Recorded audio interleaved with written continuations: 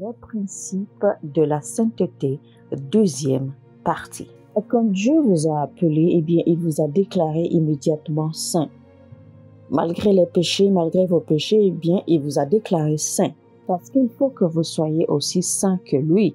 Car deux personnes ne peuvent pas travailler ou marcher ensemble s'ils ne sont pas en accord. Donc c'est pour cela que même maintenant, malgré vos péchés, Dieu est toujours avec vous. Il ne s'est pas retiré de vous parce qu'il vous a déjà déclaré saint. Et donc il y a quelque chose que Dieu est en train de faire sur la base de sa déclaration de sainteté sur vous et sur moi évidemment.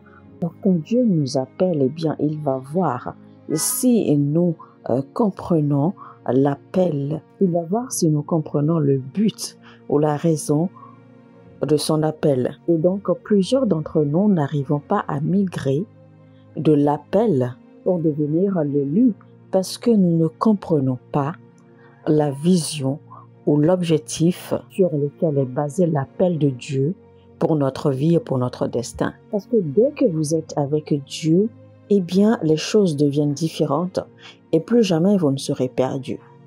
Mais quand on parle alors d'être élu ou d'avoir été choisi, ça c'est d'être carrément mis à part, séparé des autres pour une mission particulière, pour accomplir un devoir particulier sur la terre. Beaucoup d'entre nous aspirons à la grandeur, mais nous sommes restés au niveau des appelés. Nous n'avons pas encore réussi à migrer vers le niveau des choisis. Voilà pourquoi il est écrit quelque chose de très puissant concernant Jésus-Christ dans la Bible. La Bible dit que le Seigneur a suscité au milieu de nous un prophète. Que le Seigneur a suscité. Ça veut dire que Jésus-Christ était comme tout le monde, mais il a été choisi et préparé et élevé à ce niveau d'élu. Même dans le livre de Deutéronome, où Moïse était en train de prophétiser concernant l'arrivée de Jésus-Christ, il a dit clairement que le Seigneur suscitera un prophète qui ne sera pas comme moi. Il n'a pas dit que le Seigneur enverra, il a dit le Seigneur suscitera. Ça veut dire que Jésus-Christ devait être comme un être humain normal, mais il a reçu un appel éternel. Et donc vous allez voir que Jésus-Christ, quand il était petit, il ne cessait de poser des questions. Il ne cessait de chercher à comprendre. Il ne cessait de chercher la connaissance. Ça veut dire que en ce temps-là, il ne connaissait pas tout. Ça veut dire qu'il ne détenait pas toutes les connaissances. Au point où même les prêtres de la parole étaient dérangés. Ils étaient un peu confus parce que de voir un petit garçon qui posait des questions pertinentes, des questions assez bouleversantes. Jésus-Christ passait beaucoup de temps dans le temple à étudier. Il passait beaucoup de temps dans les livres parce qu'il cherchait la connaissance. Il voulait comprendre. Donc Jésus-Christ, en fait, en grandissant, et au fur et à mesure qu'il grandissait, Dieu le préparait les cœurs pour la mission qu'il avait à accomplir sur la terre. Donc Jésus-Christ a été formé graduellement et il avait commencé à se retrouver au milieu des maîtres de la parole.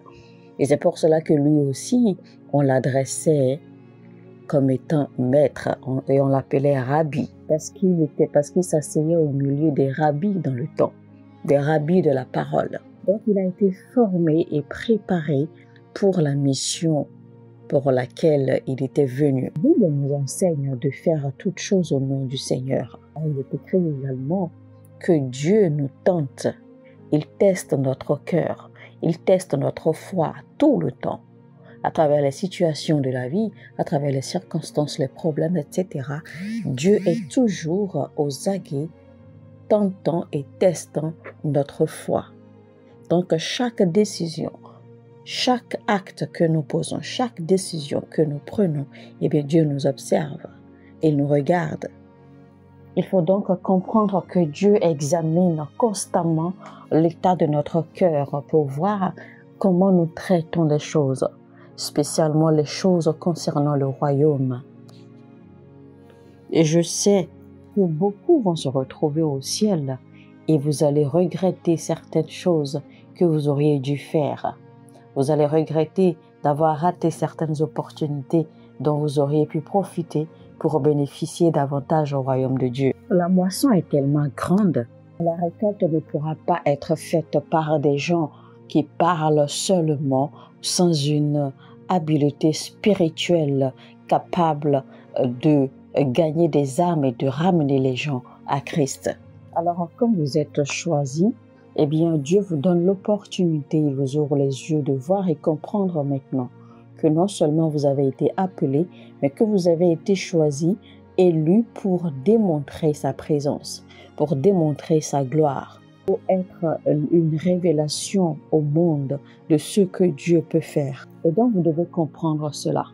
Alors, une fois que vous avez accepté que vous êtes vraiment choisi, que vous n'êtes pas seulement appelé, mais que vous avez été élu, d'accord, par Dieu pour un projet particulier, pour une mission particulière sur la terre, eh bien, vous devez aussi être prêt à accepter le fait que Dieu mélange votre vie. C'est-à-dire que Dieu va en fait rendre votre vie sens dessus, sens dessous.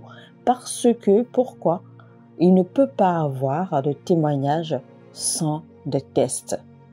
Il ne peut pas avoir de témoignage sans de tests. Car vous ne pouvez pas démontrer les gloires de l'Éternel sans être passé par le feu, sans être préparé.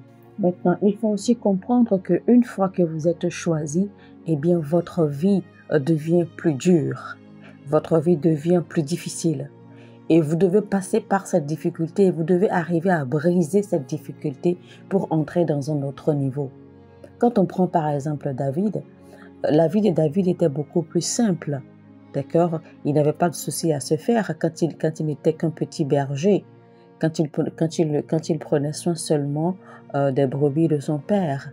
Il avait une vie bien simple, bien aisée, sans problème, sans souci. Il est vrai que David avait fait face à des difficultés qui étaient sous la forme du lion et du loup qu'il avait déchiré. D'accord?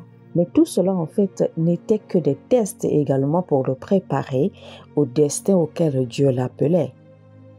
Donc, il fut un moment dans la vie de David où David a dû se rappeler et que c'est lui qui avait déchiré, qui a ouvert la gueule du lion pour en sortir sa brebis. C'était au moment où David avait fait face à Goliath.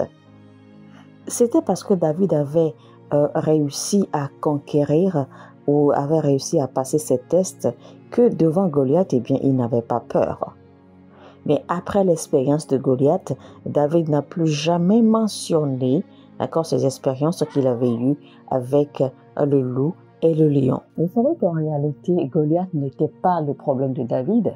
Ce n'était pas un souci pour lui parce que Goliath, en réalité, était le souci de Saül. Et David ne faisait qu'aller visiter ses frères. Mais voici que quand il s'est rendu là-bas et puis il a vu la situation, eh bien, le problème ou la guerre ou le combat du peuple, eh bien, s'est reposé sur ses épaules. Donc, il avait transformé la situation du peuple en ce moment-là, d'accord, en la sienne. Il avait prise sur lui. Donc, à ce moment-là, David s'inquiétait peu pour lui-même, mais il voulait plutôt voir le peuple libéré. Vous voyez, beaucoup d'entre nous, en fait, nous sommes tellement focalisés sur nous-mêmes, sur nos propres problèmes, nos propres soucis, nos propres avantages. Et c'est ça qui fait, en fait, que nous avons du mal à être qualifiés, nous avons du mal à évoluer, nous avons du mal à monter ou à changer de niveau. Donc, votre vision, ce n'est pas juste pour vous. Ceux qui sont choisis ou les élus, en fait, sont comme des panneaux publicitaires.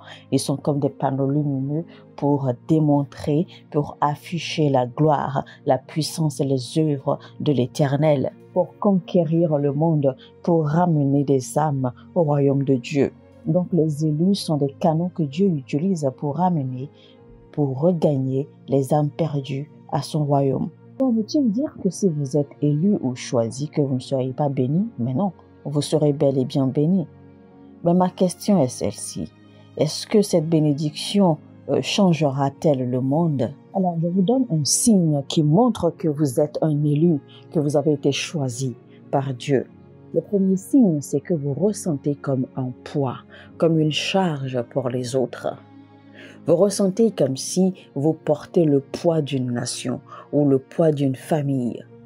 Vous ressentez la douleur de la nation ou alors vous ressentez la douleur de la famille. Quand vous regardez les choses, quand vous regardez les gens, vous êtes peiné. Vous avez envie que les choses changent. Vous avez envie de bouger les choses. Vous prenez facilement les problèmes ou les situations des autres pour vous-même. Vous les prenez facilement sur vous-même. Vous avez un sentiment profond que vous avez une sorte de responsabilité spirituelle ou une sorte de responsabilité envers le monde ou envers certaines personnes ou envers votre famille. Vous-même, vous posez des actes dans le but de causer des changements, des transformations, mais personne ne vous connaît, personne ne vous reconnaît. Être choisi pour une mission particulière sur la terre, eh bien, c'est une lourde responsabilité que le Seigneur met sur vous. Et il faut se préparer, se former et être disposé et disponible pour accepter le fardeau. Mesdames et messieurs, nous sommes donc à la fin de notre message. C'était les principes de la sainteté, deuxième partie, avec le prophète Lovy Elias. Que le Seigneur vous bénisse.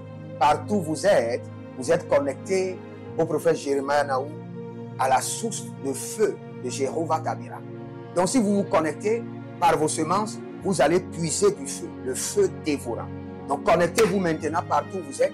Au Togo, voici, nous avons le flux de Togo. Connectez-vous maintenant. Togo, connectez-vous et puisez le feu dans vos batailles. Vous êtes en Côte d'Ivoire, connectez-vous maintenant par MTN et libérez votre semence par Wave sur Flows ou comme sur MTN et puisez le feu dévorant du Saint-Esprit dans vos batailles. Au Gabon, maintenant prenez les contacts et libérez votre semence. Libérez votre semence maintenant. Connectez-vous et que toutes ces prières, toutes ces déclarations, tous ces enseignements deviennent maintenant votre héritage et siègent dans votre sang. Siège dans votre sang et devient l'héritage de vos enfants. Partout où vous êtes, vous pouvez aussi libérer votre semence par REA ou par MoneyGram. Et vous mettez le nom du prophète Jérémie Naou qui est là, sur la fiche, et vous mettez le pays, le Togo, et vous mettez mon contact, et vous verrez la gloire de Dieu. Et le Seigneur ne manquera pas de vous bénir. Et vous pouvez aussi vous inscrire à l'école prophétique Les Aigles en Action, à l'Institut biblique L'Aigle de la Révélation. Vous êtes un jeune pasteur, inscrivez-vous maintenant. Et vous voulez une section de délivrance personnelle, inscrivez-vous maintenant. Vous voulez une consultation prophétique personnelle ou VIP, inscrivez-vous maintenant. Vous avez quelqu'un qui a été malade et vous voulez que je prenne soin de la personne et que je prie pour la personne. Vous avez quelqu'un qui a une maladie qu'on ne comprend pas, inscrivez-vous maintenant et vous verrez la gloire de Dieu. Tous ces enseignements, ces prières sont à vous, c'est votre héritage. Utilisez-les, priez avec, partagez et vous verrez la gloire de notre Seigneur Jésus-Christ de Nazareth. Et n'oubliez jamais, avant de partir, libérez vos semences et écrivez, l'Éternel a parlé, l'Éternel a agi. Shalom.